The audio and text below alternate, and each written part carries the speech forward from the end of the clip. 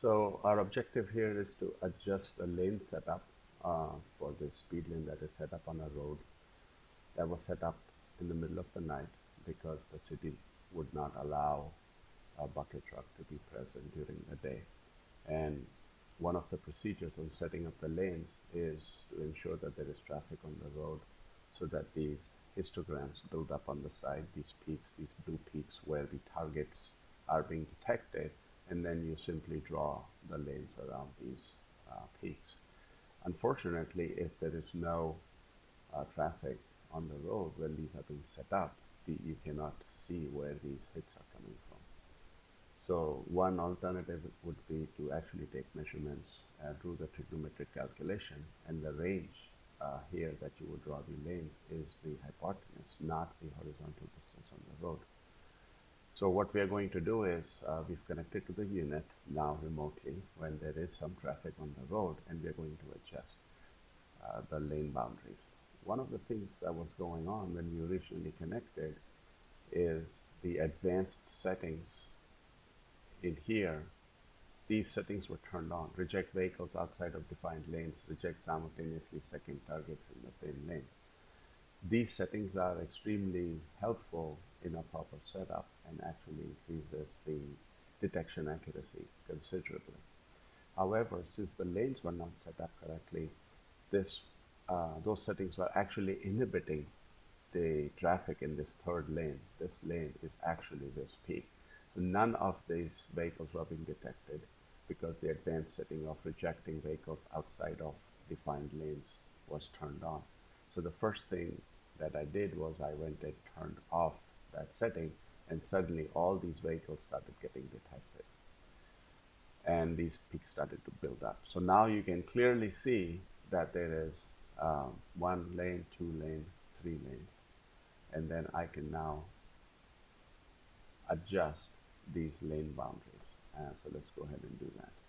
And then once I've adjusted the lane boundaries, I will go and turn those advanced settings back on. So now my lane 3 actually is going to start way up here. There seems to be two peaks building up for lane number 3, but what I suspect is it's due to multiple reflections. And that's what those advanced settings are for, to take care of.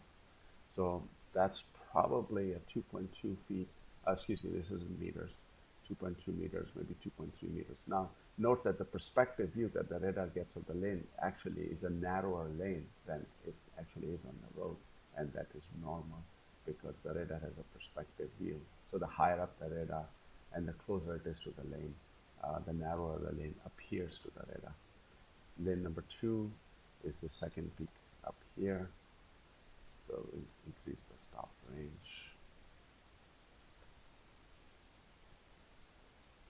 Nope, we do not want an overlapping lane. That's not even allowed in our software because that causes a lot of detection issues and counting issues. So that sounds about right. And we click over to lane number.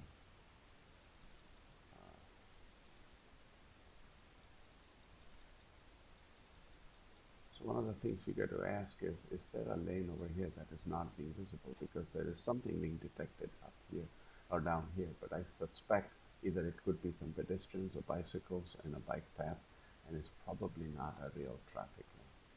So that looks about right.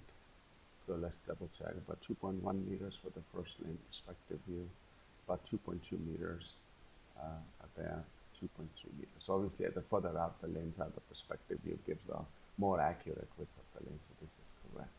So let's click OK. We'll watch this for a while. We are remotely connected halfway around the world, so sometimes it takes a few seconds for the messages to be written to the radar and a confirmation to come back. So I expect to see this confirmation on lanes have been saved. I'll take another snapshot, see what's going on the road. Okay, so this vehicle was this one vehicle over here, most likely. Okay, and now what we'll do is we'll go here, turn these back on, save changes.